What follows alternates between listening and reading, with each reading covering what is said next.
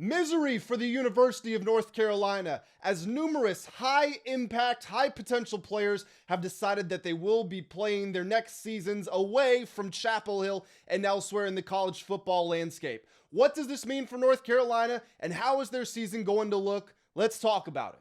What's going on, everybody? Welcome back to ACC Uprising. Appreciate you all rocking out here with me. In this video today, we are going to be talking about none other than the North Carolina Tar Heels.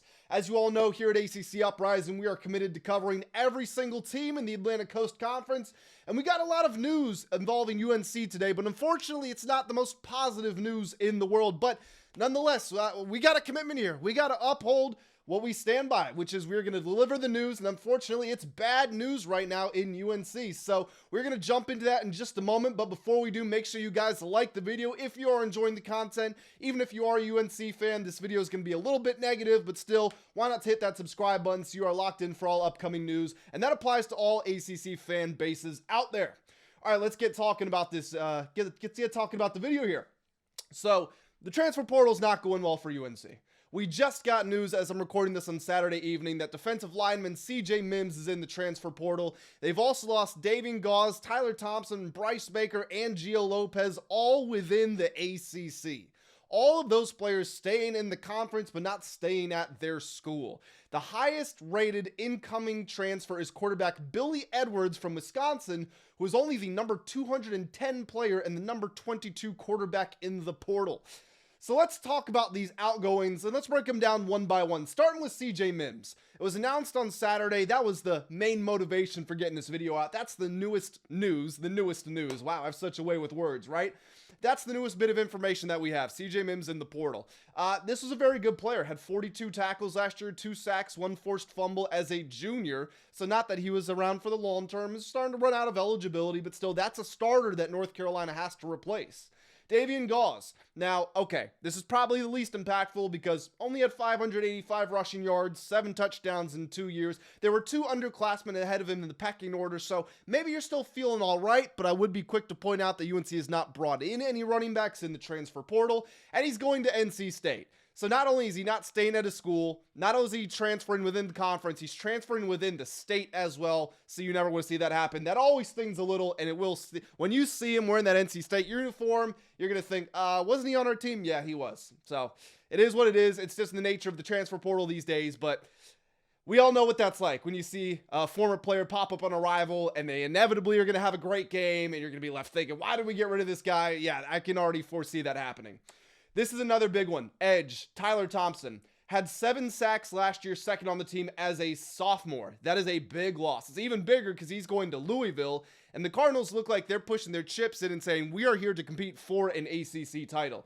And I'll be honest, when you make the NIL allocations that North Carolina has, when you go out and you sign a name like Bill Belichick, forget the fact that he hasn't proven himself at the college level, but just the name Bill Belichick, you know what that represents. You want to be doing better. You want to be competing for more. And with an outgoing like this, Tyler Thompson, who looked like a very good player and who is going within the conference to a team he believes is positioned to win an ACC title, it's going to be a big loss. And for Louisville fans, I also made a video about this, but him and Clev Lubin, that's going to be quite the dynamic pairing. So Louisville fans should be very excited about that.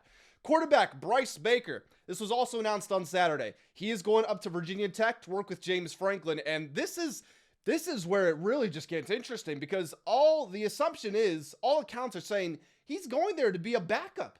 He's going there to back up Ethan Grunkemeyer, presumably. Now, there's a crystal ball out there. Hasn't been announced, but it seems like they're just kind of waiting to make the announcement. They've got Bryce Baker there, who, let's not forget here, he was the number 86 player and the number 8 quarterback in the class of 2025.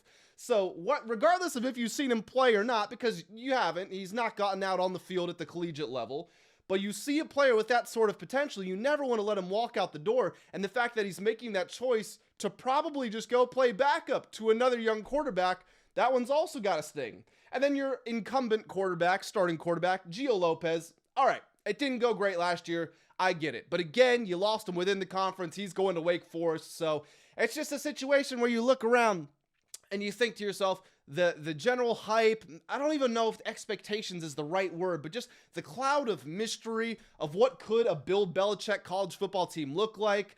Well, we saw what the play was, And then we've seen the headlines with Jordan Hudson, who we're actually going to talk about in just a second here. She's going to make an appearance twice in this video. But you see that stuff going on. You see these players. You see former starters. You see high potential guys that you're looking to develop for the future, or maybe even we're planning on having roles for in this next season. And they're all leaving, and they're all staying within the conference. This sets up to be to leave a pretty nasty taste in the mouths of UNC fans over the next couple of years. So, my North Carolina fans, I promise there's no bias here. I don't intend any of this to sound rude or I'm not trying to excoriate you guys, but this is just the God's honest truth. I'm here to say what the news is, and the news is all these players are leaving. So whatever your thoughts are, make sure you let me know down in the comment section below. Are you excited about your transfer portal class? That's the thing. I feel like it's kind of hard to be. You know, Billy Edwards being the top ranked incomer at 210, and then your second highest ranked is somewhere in the 400s. When you look at what some of these other ACC schools are doing, when you look at what Miami's going to dominate the transfer portal, let them finish this run to the championship game. They're going to have a good portal class. Louisville's got a top 3 portal class. Virginia Tech's got a top 5 portal class. Not in the ACC, by the way, nationally. So when you look around at what's going on in the conference, UVA was on the rise. They were in the conference championship game last year, 11-win season. Duke was on the rise. They were in the conference championship game at 7-5, but they were still there. And you've got Clemson, and you've got Georgia Tech, who has lost some key figures, no doubt, but it's still Georgia Tech. Had a chance to be in the college football playoff until they squandered it down the stretch. Well, you look at they say a rising tide raises all ships, and you see all of these ACC programs going up and up and up. And it feels like UNC is the one that has taken a cannonball into the hole, and now they're just kind of figuring out, all right, where do we go from here? Not to sound too mean again, my UNC fans, if you disagree or if you agree, let me know in the comment section below. I didn't even mention Bobby Petrino. That hire was certainly, that was interesting. That was unexpected.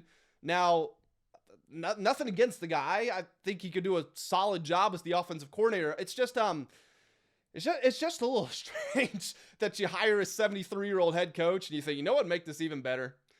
If we go hire a 74-year-old offensive coordinator. It's like looking at the modern political landscape. You got to be 35 to be president, but it's like, oh, well, actually, I think you need to be 80 now. I think that's the new age requirement. That's what it feels like at UNC. Okay, you have to have a pension somewhere else before you can be considered for an application here. I don't know. And also, I said I was going to bring up Jordan Hudson in a little bit. Both these men, they got a taste for the finer things in life. And sometimes the finer thing is a woman in her 20s. I'm blessed to be engaged to one myself, so I understand the allure. I absolutely do. But in your mid-70s, it's going to be interesting, just to say the least.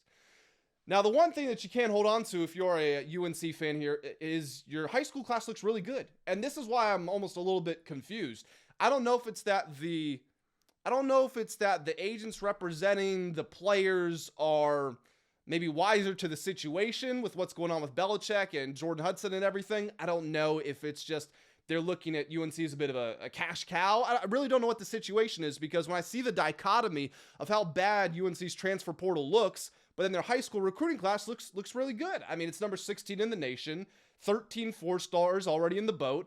The only two ACC teams above them in the national rankings are Miami and Florida State, and you can kind of understand that. I'm just confused how it could be going so well on one front and then not very good on the other one at all. But unfortunately, unless you're Georgia or you're a very rare exception to the rule, you have to own the transfer portal just as, if not more than you do high school recruiting.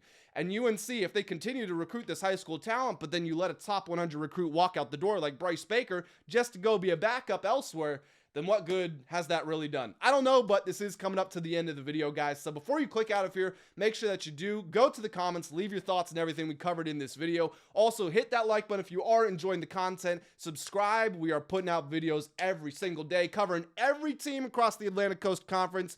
So make sure you are tuned in for everything that is to come up in the future. But that's going to do it for this video. I appreciate y'all rocking out at ACC Uprising. We will catch you in the next one.